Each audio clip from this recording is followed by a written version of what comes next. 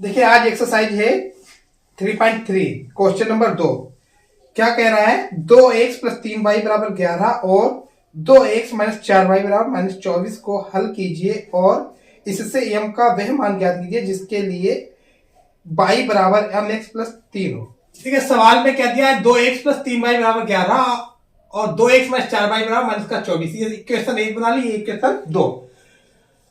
विधि हमारी कौन सी रहेगी?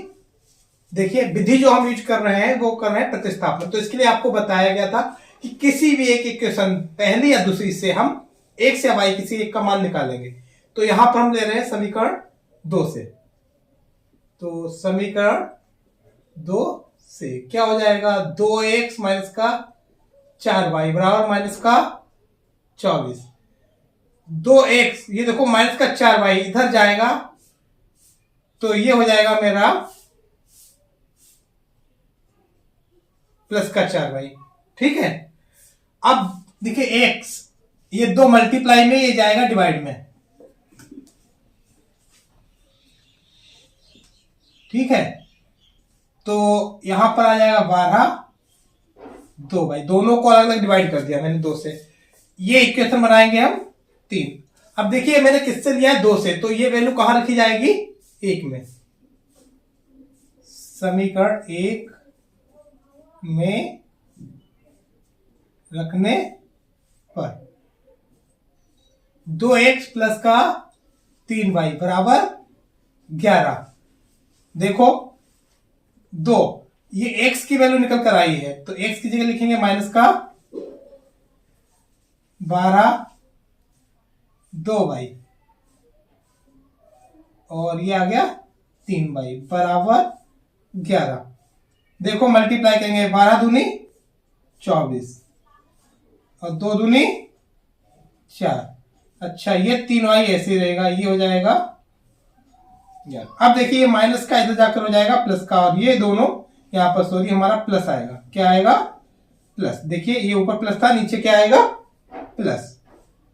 तो ये देखो 4 और 3 7y, ये 11 इधर ये जाकर हो गया प्लस का 24, ये हो गया 35। तो 7y, y का मान कितना आ जाएगा? 35/7। देखिए ये 7 मल्टीप्लाई में था, जाएगा डिवाइड में, तो ये हो जाएगा 5। तो हमारा y का मान निकल आया। ये हम किस में रखेंगे? 3 में। आप किसी में रख सकते हैं, 1 में रखेंगे तब भी वैल्यू आ जाएगी x की, 2 में रखने पर भी x की वैल्यू आ जाएगी। हम 3 में रख रहे हैं क्योंकि ये सबसे इजी पड़ेगा। तो कहां रखा जाएगा? समीकरण 3 में रखने पर। समीकरण 3 क्या कह रही है? x बराबर माइनस का 12 प्लस का 2y।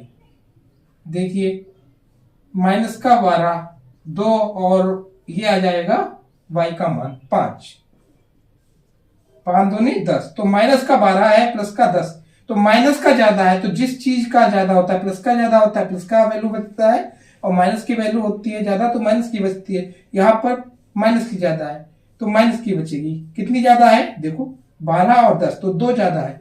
12 से 10 जाएगा, 2 ही तो बचेगा, तो 2 आ रहा है। तो देखो हमारे दोनों मान आ गए। अतः देखिए यहां से हमारा y का मान जो आया है वो 5 और x का आया है माइनस का 2। अतः x बराबर माइनस 2 और y बराबर जो आएगा वो आएगा 5। देखिए अब हमसे क्या पूछा गया है? y बराबर mx प्लस 3। क्या दिया है इन्होंने? नाउ y बराबर mx प्लस 3, m का मान निकालना है। देखिए y का मान कितना दिया गया है? 5। देखिए m और x की वैल्यू कितनी आई है? माइनस की 2 प्लस का 3, ये 3 जाएगा इधर, माइनस का हो जाएगा, तो 5 माइनस का 3, यहां देखो माइनस का 2m, तो यहां बचेगा 5 से 3 2 और ये आया माइनस का 2m। देखो m का मान कितना आ जाएगा? ये 2 माइनस का मल्टीप्लाई में इधर जाकर हो जाएगा डिवाइड में, तो 2 और डिवाइड होगा माइनस का 2 बराबर आएगा माइनस का 1। तो मेरी देखो 2 वैल्यू, ये आ गई है x, बराबर -2, बाई बराबर 5 और m का मान पूछा गया था वो आया -1। देखिए अगला क्वेश्चन जो हमारा दिया गया है, निम्न समस्याओं में रेखिक समीकरण युग्म बनाइए और उनके हल प्रतिस्थापन विधि द्वारा ज्ञात कीजिए।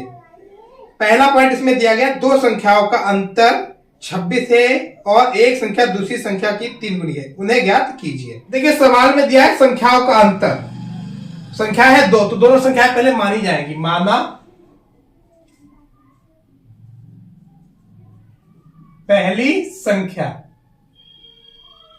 कितनी मान ले हम, x, और दूसरी संख्या कितनी मान ले, y। कितनी मानने ले रहे हैं, y। अच्छा इसे ऐसे भी मान सकते थे, माना बड़ी संख्या x है और छोटी संख्या क्या है, y। देखिए अंतर दिया है तो एक तो बड़ा और छोटा मानना ही पड़ेगा। अगर ना माने तो हम ऐसे भी दिखा सकते हैं कि जहां x बड़ा है y से, ठीक है। ये संख्या मैंने मान ली और दिखा दिया x बड़ा है y से। देखो क्वेश्चन में क्या कंडीशन दी गई है, क्वेश्चन कह रहा है संख्याओं का अंतर 26 है। अब आप देखिए बड़ी संख्या है x मानी है मैंने और छोटी मानी है y, तो और बड़ी से छोटी घटाई जाएगी तो कितना बचेगा, जितना उनका अंतर है। भाई अगर मैं कहूं देखो 10 और 15 में अंतर 5 का है, तो अंतर कैसे निकाला जाएगा, 15 से 10 घटाया जाएगा, 5 आ जाएगा। तो यहां दिया है इन्होंने दो संख्याओं का अंतर, कितना दिया है इन्होंने, 26। तो x से y घटाएंगे तो कितना आएगा 26, और ये इक्वेशन बना देंगे हम 1। देखिए दूसरी कंडीशन क्या दी गई है, एक संख्या दूसरी संख्या की 3 गुनी है। अच्छा पहली संख्या x, दूसरी संख्या क्या है y, ये कह रहे हैं एक संख्या दूसरी संख्या की 3 गुनी है। अब आप देखिए बड़ी संख्या जो है वही 3 गुना हो सकती है, छोटी संख्या 3 गुना थोड़ी हो जाएगी।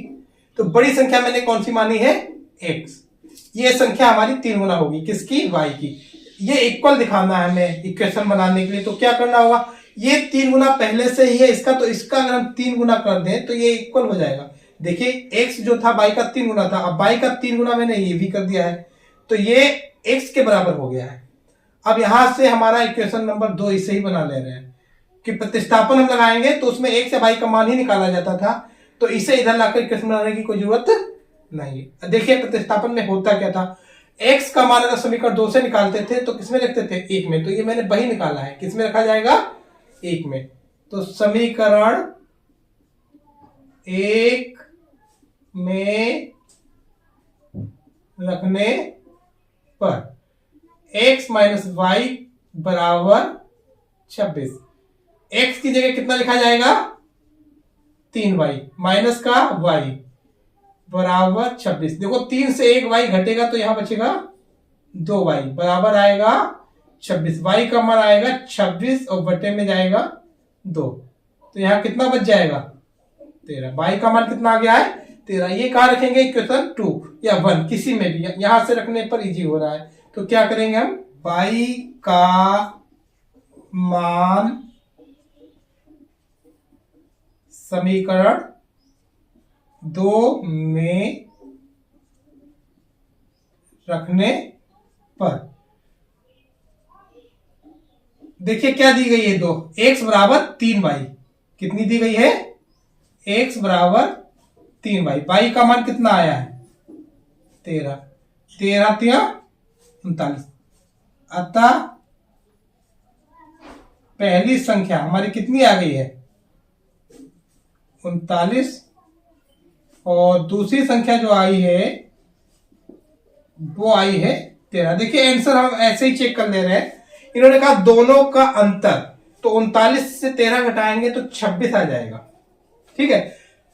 एक संख्या जो है दूसरी की 3 गुना, 13 तिया 39, तो 39 जो है 13 का 3 गुना भी है, तो ये आंसर हमारा सही आ रहा है। देखिए तीसरे का दूसरा सवाल क्या कह रहा है, दो संपूरक कोणों में बड़ा कोण छोटे कोण से 18 डिग्री अधिक है, उन्हें ज्ञात कीजिए। तो देखिए माना बड़ा कोण कितना मान ले, x डिग्री, और छोटा कोण क्या मान ले हम, y डिग्री। देखिए अकॉर्डिंग टू क्वेश्चन। क्वेश्चन क्या कह रहा है मेरा? क्वेश्चन कह रहा है संपूरक कोण। अच्छा, संपूरक कोण क्या होता है? देखिए, आपको बताया गया होगा दो कोणों का योग अगर 180 हो रहा है तो कोण दोनों संपूरक कोण कहलाते हैं, और अगर दोनों का योग 90 हो रहा है तो दोनों कोण कोटिपूरक कोण कहलाते हैं। यहां पर क्या दिया गया? दोनों का योग संपूरक होना चाहिए ना, तो इनका योग कितना होगा? x plus Y.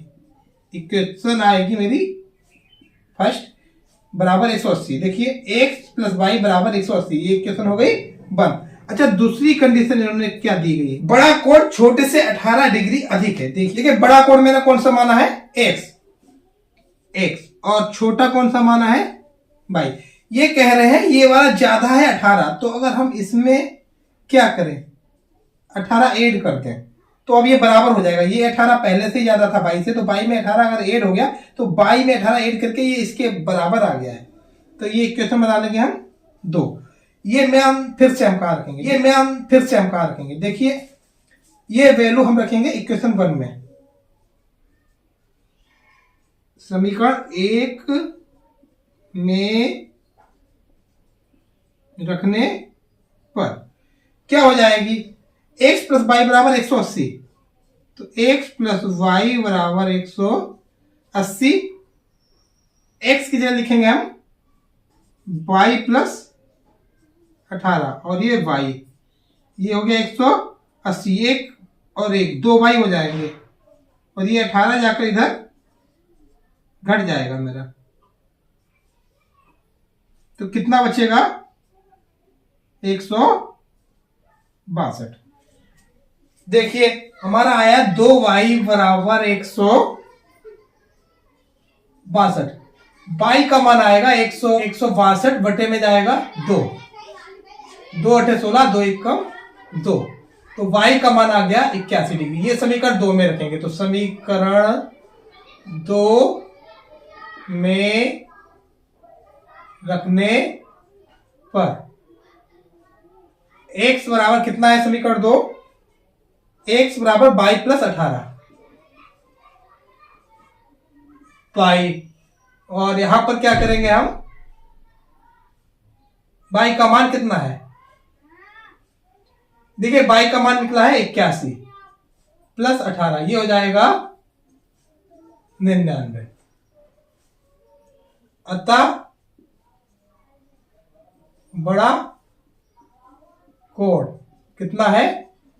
99 डिग्री, और छोटा कोण जो है मेरा वो है 81 डिग्री। देखिए, तीसरा क्वेश्चन दिया गया है, एक क्रिकेट टीम के कोच ने 7 बल्ले तथा 6 गेंदे 3800 में खरीदी। बाद में उसने 3 बल्ले तथा 5 गेंदे 1750 में खरीदी। प्रत्येक बल्ले और प्रत्येक गेंद का मूल्य ज्ञात कीजिए।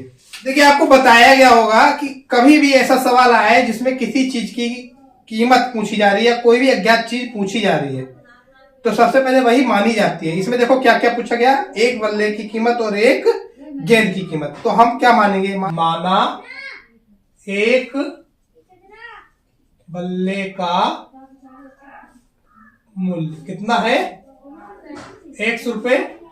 अच्छा, एक गेंद का मूल्य क्या मानेंगे हम? 22 रुपए। देखिए, अकॉर्डिंग टू क्वेश्चन क्या कह रहा है कि 7 बल्ले तथा 6 गेंदे 3800 में खरीदी। देखिए, आपको बताया गया होगा, एक बल्ला में अगर खरीदूंगा 100 रुपए का मान लो, तो 10 बल्ले कितने के हो जाएंगे? 1000 के 5 बल्ले 500 के। क्या करते हैं? गुणा करते हैं। तो इन्होंने एक बल्ला खरीदा है 100 रुपए में, तो ये खरीद रहे हैं 7 बल्ले। कितने इन्होंने खरीदे हैं? 7 बल्ले, तो ये हो जाएंगे 7 100 रुपए के। अच्छा, गेंदे कितनी खरीदी हैं? इन्होंने 6 गेंदे खरीदी हैं, तो एक गेंद का मूल्य है 22 रुपए, तो 6 गेंद का मूल्य कितना हो जाएगा? 6 भाई 6 से गुणा हो जाएगी। अच्छा, दोनों मिलाकर, यानी ये मिलाने का मतलब जोड़कर, यानी ये रुपए और ये रुपए दोनों जोड़कर मुझे कितने देने पड़े हैं? 3800। ये इक्वेशन बन गई मेरी फर्स्ट। अच्छा, दूसरी कंडीशन क्या दी गई है? दूसरी बार अगर उन्होंने बल्ला खरीदे हैं और गेंदे, तो कितनी कितनी खरीदी है? उसने 3 बल्ले और 5 गेंदे, तो 3 बल्लों की कीमत कितनी हो जाएगी? 3x। और गेंदे कितनी खरीदी गई हैं? 5। तो 5 गेंदों की कीमत हो जाएगी 5 भाई। देखो एक गेंद की कीमत ₹22 है, तो 5 गेंद की 5 भाई। एक बल्ले की कीमत है X, तो 3 बल्लों की 3X। देखिए कीमत दी गई है 1750। तो ये चीजें कितने में खरीदी है? 1750 में। तो ये इक्वेशन कौन सी बन जाएगी मेरी? इक्वेशन 2। ये बना ये 1, ये हो गई 2। अच्छा अब आप देखिए, हम लगाएंगे प्रतिस्थापन। तो समीकरण 1 या 2 किसी एक को ले लेंगे। तो समीकरण 1 से 7x प्लस 6y बराबर कितना आएगा? 3800। देखिए 6y, ये आ गया 3800 माइनस का 7x। ये देखो प्लस का था, इधर हो गया माइनस का। यहां निकालना है y का मान। तो ये मल्टीप्लाई में 6, ये जाएगा डिवाइड में। 3800 माइनस का 7x बटे में जाएगा 6। ये इक्वेशन बन जाएगी 3। अब हम क्या करेंगे? ये मैंने 2 से निकाला है या 1 से? यहां देखिए 1 से निकाला है, तो इसे किस में रखना होगा? 2 में। तो समीकरण 2 में रखने पर 3x 5y 1750। देखिए 3x ऐसे ही रहेगा 5, और y का मान है मेरा 3800 माइनस का 7x बटे में जाएगा 6, 1750। देखिए यहां पर क्या होगा? ये ब्रैकेट में लिख ले रहे हैं हम, इसकी पूरे से मल्टीप्लाई होगी। तो ये हो क्या जाएगा? देखिए 3x 0 0 8 पंचे 40, कहां से 4, 5 या 15 और 4 19। देखिए 0 से मल्टीप्लाई करेंगे 0 आएगा, 5 8 से 40, 4 आया, 5 या 15 4 19। ये हो जाएगा 7 पना 35 और बट्टे में आएगा 6, ये आएगा 1750, 1750। 6 से पूरी इक्वेशन की मल्टीप्लाई कर दें, या आप हम इसकी तिरछी मल्टीप्लाई कर लें। तो पूरी की करेंगे थोड़ा जल्दी हो जा रहा है। देखिए 6 से मल्टीप्लाई करने पर क्या होगा? 6 तिया 18। ये देखो 6 से 6 कट जाएगा, ऊपर 6 से मल्टीप्लाई होगी, नीचे 6 भाग में है, तो यहां आएगा 19,000 माइनस का 35x और बराबर 6 से मल्टीप्लाई यहां कर दे रहे हैं। 5 छक्का 30, कितना आएगा? 3, 7 छक 42 और 3 45। अब कितना आएगा? 4, 6 कम 6 और 4 10। फिर से देख ले एक बार, 6 की 0 से की 0, 6 पंचे 30 हासिल 3, 6 7 42 3 45, 6 कम 6 4 10। यहां देखिए क्या बचेगा? देखिए माइनस का है 35, प्लस का है 18, तो माइनस का ज्यादा है, वो कितना ज्यादा है? 17x। कितना ज्यादा है? 17। अब देखिए ये 1 0 5 0 0, यहां से हम घटाएंगे, ये प्लस का इधर जाकर हो जाएगा माइनस का। देखिए 2 0 से 2 0 जाएगा। देखिए बड़ा ये है और ये छोटा, यहां है 19,000, यहां 10,500, तो बड़े से छोटा घटाया जाएगा, बचेगा माइनस वाला, कि माइनस का ज्यादा है। देखो 0 0 0 आएगा, इस 0 से ये 0, यहां देखो 0 और ये 5 जाएगा, तो 10 में से 5 जाएगा, क्या आएगा? 5। यहाँ क्या बचे? 8, 8 से 0 जाएगा, 8 और 1 से 1 गया, तो यहाँ माइनस का 85। देखिए ये माइनस से माइनस कैंसिल, x का मान जो आएगा 8500 और डिवाइड में जाएगा 17, 17 पना 85, 500। किस में रखेंगे? समीकरण 3 में रखने पर 3 है क्या मेरी? y बराबर 3800 माइनस का 7x और बटे में है 6। देखिए 3800 7, x का मान आया है 500, बटे में क्या जाएगा? 6, 3800। ठीक है, इसका कितना हो जाएगा? देखिए ये ऐसे ही रहेगा, 7 पना 35, 2 0 के 2 0, 3500 और बट्टे में आएगा 6, क्या आ जाएगा? देखिए 3800 से 3500 जाएगा, तो हमारा बचेगा 300। 6 से भाग देंगे तो 6 पंचे 30, यहां आ जाएगा 50। कितना आएगा? तो देखिए था एक बल्ले का मूल्य कितना माना था? 500 एक्स माना था। देखो एक्स की वैल्यू कितनी आई है मेरी, और एक गेंद का मूल्य बाई माना था, बाई की वैल्यू जो आई है वो 50 आई है, तो 50 रुपए। मेरा नेक्स्ट क्वेश्चन है, एक नगर में टैक्सी के भाड़े में एक नियत भाड़े के अतिरिक्त चली गई दूरी पर भाड़ा सम्मिलित किया जाता है। 10 किलोमीटर दूरी के लिए भाड़ा 105 है तथा 15 किलोमीटर के लिए भाड़ा 155 है। नियत भाड़ा तथा प्रति किलोमीटर भाड़ा क्या है? एक व्यक्ति को 25 किलोमीटर यात्रा करने के लिए कितना भाड़ा देना होगा? हमारा सवाल कह रहा है कि एक गाड़ी अगर बुक की जाती है तो वो फिक्स किराया लेती है, क्या लेती है? प्लस जो डिस्टेंस चलती है उसका प्रति किलोमीटर का अलग से चार्ज लेती है। ठीक है, और वो सवाल कह रहे हैं कि 10 किलोमीटर का मुझे 105 रुपए और 15 किलोमीटर का 155 किराया देना पड़ रहा है। तो प्रति किलोमीटर और नियत किराया पूछ रहे हैं। भाड़ा का मतलब होता है किराया। तो सबसे पहले यही माना जाएगा। देखो मानेंगे, क्वेश्चन नंबर जो है मेरा 4, माना गाड़ी का नियत किराया या फिक्स चार्ज, ठीक है, कितना है? एक्स रुपए। अच्छा वो कह रहे प्रति किलोमीटर किराया अलग से जाता है, तो वो भी मानेंगे। माना गाड़ी का प्रति किलोमीटर एक्स्ट्रा चार्ज कितना जा रहा है? 22 रुपए प्रति किलोमीटर। ठीक है, अब देखिए अकॉर्डिंग टू क्वेश्चन कह रहा है 10 किलोमीटर का किराया कितना देना पड़ा मुझे? 105। तो देखिए 10 किलोमीटर का किराया, सबसे पहले यहां से कंडीशन बनाएगा, ये तो उसका जाएगा ही जाएगा, फिक्स चार्ज जो है वो तो जाएगा ही। फिर वो हर किलोमीटर का चार्ज जोड़ता है 22 रुपए, तो 10 किलोमीटर का कितना चार्ज हो जाएगा? 10 वाई हो जाएगा। कितना हो जाएगा? और दोनों मिलाकर मेरी जो वैल्यू निकलेगी वो निकलेगी 105। ये कंडीशन हो गई मेरी।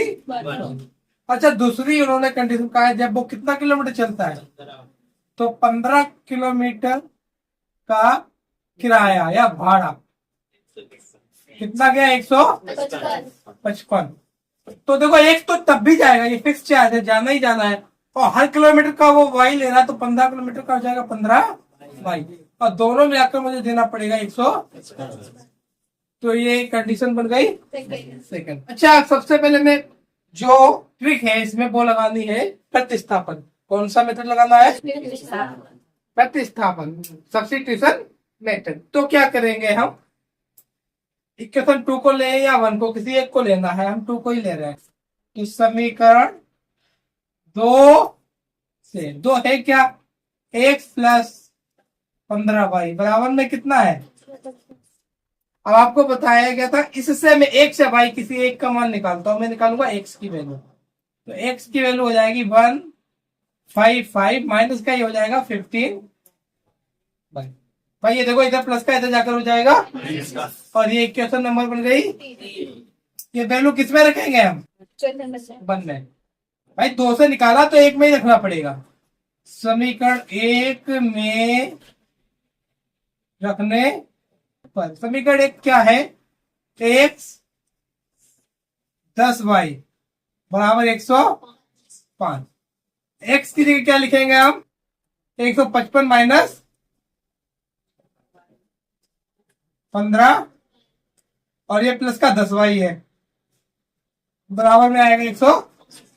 अब देखिए 155, ये प्लस का इधर जाकर किसका हो जाएगा? तो 105 और माइनस का हो जाएगा 100। ये माइनस का 15 है और प्लस का है 10, तो यहाँ पर बचेगा माइनस का 5 भाई। तो माइनस का 5 भाई, और ये देखो ज्यादा है माइनस का, तो माइनस का ही बचेगा। कितना बचेगा? 5 से 5 जाएगा 0, 5 से 0 जाएगा 5, 1 से 1 जाएगा 0, तो माइनस का 50, ये माइनस से माइनस वाई 50 डिवाइड दिया जाएगा 5 से, यानी 5 से जब डिवाइड देंगे 50 को तो कितना आएगा? तो y की वैल्यू कितनी आई मेरी? इक्वेशन 3 में रख दे रहे हैं। तो समीकरण 3 में रखने पर x की वैल्यू कितनी आ रही है? 155 माइनस का 15 y, 155 माइनस का 15 गुणा 10 क्या हो जाएगा? 155 15 100 कितना बचेगा? तो मुझे देखो दोनों चीजें निकल आई हैं, एक्स और वाई दोनों की वैल्यू। एक्स क्या माना था मैंने? Fix charge. तो अतः गाड़ी का नियत किराया एक्स, और एक्स निकला कितना है? 5 रुपए। अच्छा, गाड़ी का प्रति किलोमीटर अतिरिक्त शुल्क या चार्ज, ठीक है, एक ही बात होती है। तो कितना जा रहा है? वाई, और वाई की वैल्यू कितनी निकली थी? 10 रुपए प्रति किलोमीटर, ठीक है। यही मेरा आंसर। देखिए इससे अलग क्या पूछा है कि किसी व्यक्ति को 25 किलोमीटर यात्रा करने के लिए कितना भाड़ा देना होगा। तो चार्ज फॉर 25 किलोमीटर, ठीक है। तो 25 किलोमीटर दूरी का किराया, देखो फिक्स चार्ज तो मेरा जाएगा ही, 25 किलोमीटर का जो एक्स्ट्रा चार्ज है वो हो जाएगा 25 बाई एक्स की वैल्यू कितनी आई है?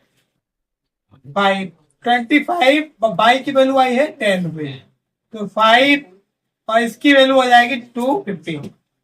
भाई देखो 25 से कम और एक जीरो ऐसे उतार लो। अब ये जोड़ेंगे तो 0 और 5, 5 का 5 तो 255 रुपए। देखिए नेक्स्ट क्वेश्चन कह रहा है यदि किसी भिन्न के अंश और हर दोनों में 2 जोड़ दिया जाए तो वे 9/11 हो जाती है, और यदि अंश और हर दोनों में 3 जोड़ दिया जाए तो वे 5/6 हो जाती है। भिन्न ज्ञात कीजिए। देखिए क्वेश्चन कह रहा है कि अंश और हर दोनों में क्या जोड़ा जाए? 2, तो 9/11 और 3 जोड़े तो 5/6। भिन्न ज्ञात करनी है। तो देखिए जब भी भिन्न का कोई सवाल आएगा सबसे पहले आपको 3 चीजें माननी है। सबसे पहले क्या माना जाएगा? माना अंश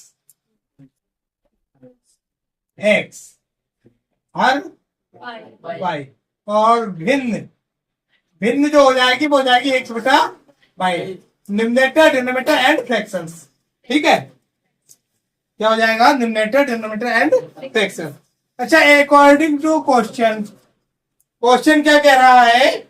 अंश और हर दोनों में 2 जोड़ दिया जाए। देखिए अंश है x, तो x में कितना जोड़ा मैंने? 2। और हर है y, y में भी 2 जोड़ा, और भिन्न जो मेरी थी वो बदल गई 9/11 में, 9/11 में।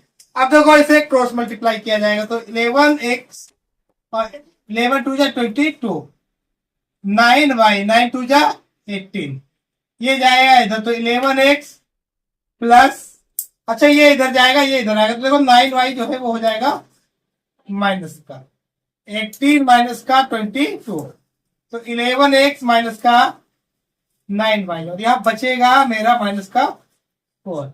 Equation number 1। अच्छा, दूसरी कंडीशन जो इन्होंने दी है, ये कह रहे हैं दोनों में 3 जोड़ने पर अंश और हर दोनों में क्या जोड़ा गया है? 3, तो 5/6 हो गई। तो पहले अंश में मैंने 3 जोड़ दिया, अब हर में भी 3 जोड़ दिया, ये हो गई 5/6।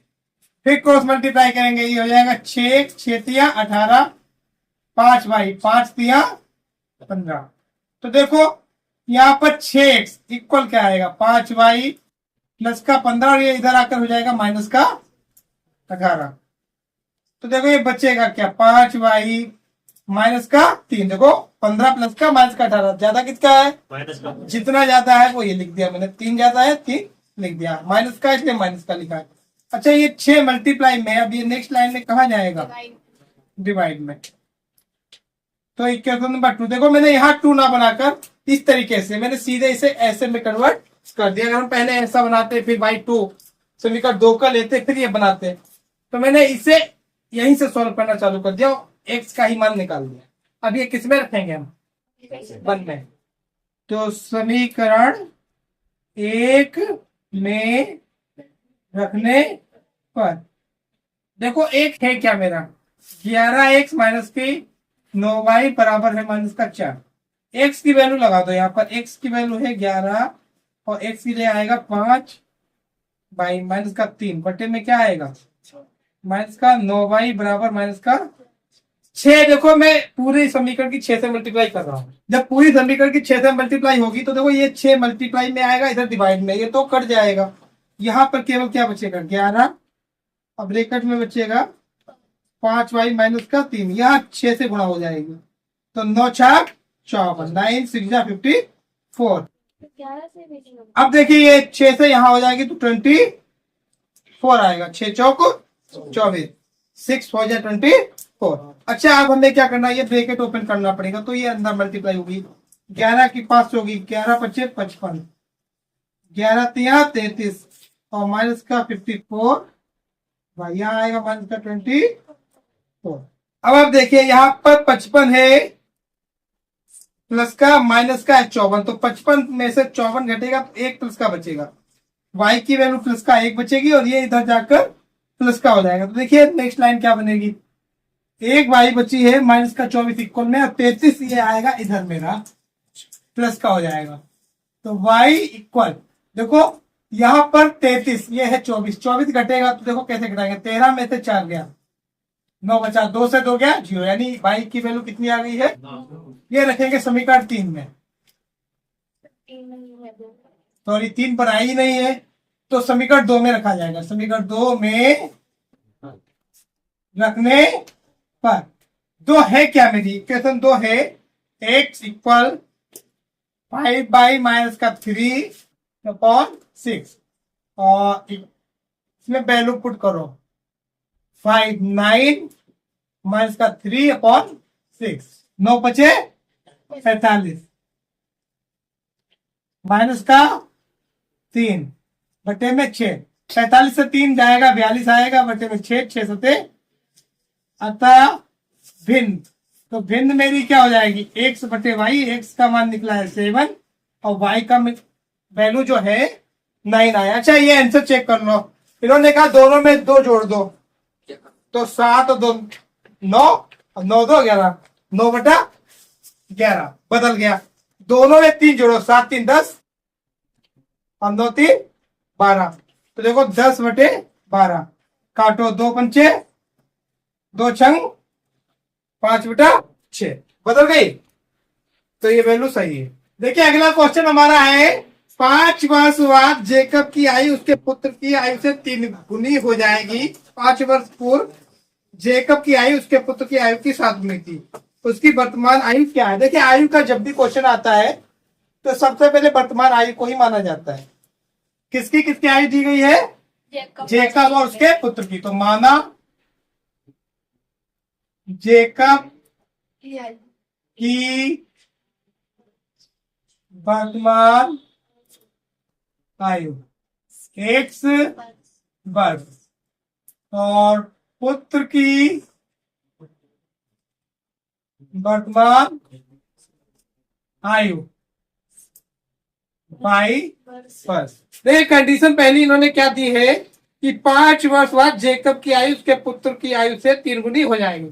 देखिए आज अगर जेकब है 1 साल का और उसका पुत्र है 22 साल का, तो 5 साल बाद इनकी उम्र में दोनों में 5 की वृद्धि हो जाएगी। भाई जितनी भी एज हो, मैंने एक्स मानी है, जो भी रही हो उससे 5 ज्यादा हो जाएगी 5 साल बाद, तो ये भी तो 5 ज्यादा हो जाएगी 5 साल बाद। ऐसा थोड़ी ये 5 साल बड़ा हो जाएगा, ये 5 साल बाद भी उतना ही रहेगा।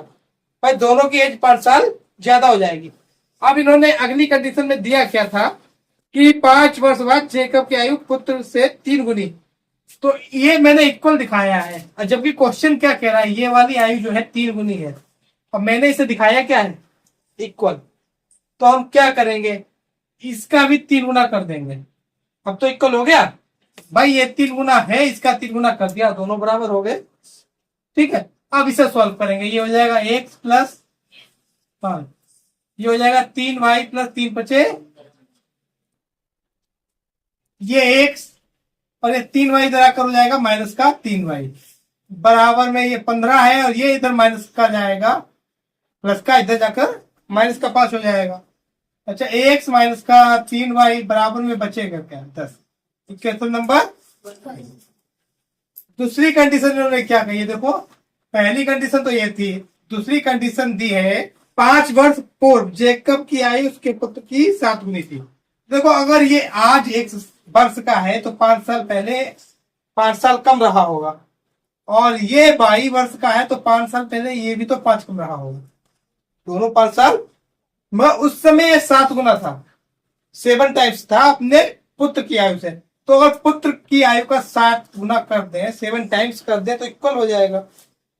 भाई ये 7 गुना है और इसका 7 गुना मैंने कर दिया, ये 7 टाइम्स है, ये 7 टाइम्स कर दिया, तो वैल्यू इक्वल आ जाएगी। जैसे मैं कहूं 14 इज 7 टाइम्स ऑफ 2, तो 2 से अगर 7 की मल्टीप्लाई कर दें तभी तो इक्वल होगा। 14 जो है 2 का 7 गुना है, तो इक्वल कब दिखा सकते हैं, जब 2 का हम 7 से गुणा करें तभी बराबर आएगा। तो ये क्या कह रहा है कि पिता की आयु जो है वो पुत्र की आयु की 7 गुनी है, अगर ये 7 गुना कर दिया जाए तो बराबर हो जाएगी। ठीक है, अब हम इसे सॉल्व करेंगे। ये हो जाएगा x माइनस का 5, ये हो जाएगा 7y माइनस का 35। देखो सॉल्व करो, ये x यही रहने दो, ये भी यही रहने दो, कि हम इसे प्रतिस्थापन लगाएंगे तो केवल x की वैल्यू निकालेंगे। ये माइनस का 5 है, इधर जाकर क्या हो जाएगा, प्लस का 5। अच्छा अब देखिए 7y अकेला है, ऐसे देगा, माइनस का 35 है, प्लस का 5 है, तो ये घटेगा और बचेगा क्या, माइनस का बचेगा 30। x की वैल्यू ये आ गई इक्वेशन नंबर 2। ये पुट करेंगे इक्वेशन नंबर 1 में, तो समीकरण 1 में रखने पर, समीकरण 1 है क्या मेरी, समीकरण 1 है x माइनस का 3y बराबर दिया है 7। x की जगह में लिखना है 7y माइनस का 30, तो ये हो जाएगा 7y माइनस का 30, और ये माइनस का 3y पहले से ही दिया है, बराबर में क्या आएगा, तो 7 में से 3 जाएगा, कितना y बचेगा, 4। 10 पहले से इक्वल में, ये इधर माइनस का इधर जाकर हो जाएगा प्लस, तो 4y बराबर में आएगा 40 के, और y का मान हो जाएगा 40 के भाग में जाएगा 4, वैल्यू आएगी 10। तो y की वैल्यू कितनी निकल कर आई है, ये किसमें रखेंगे, क्वेश्चन नंबर 2। ठीक है, तो समीकरण 2 में रखने पर, तो ठीक है मेरी x equal to 7y minus का 30, तो 7 y की वैल्यू कितनी आई है, माइनस का 30, क्या हो जाएगा 70 माइनस का 30 बराबर 40। अतः जेकब की वर्तमान आयु x मानी थी और x की वैल्यू आई है 40, तो 40 ईयर्स यानी 40 वर्ष, और पुत्र की वर्तमान आयु y मानी थी और y की वैल्यू आई है 10, तो 10 वर्ष, यही आंसर।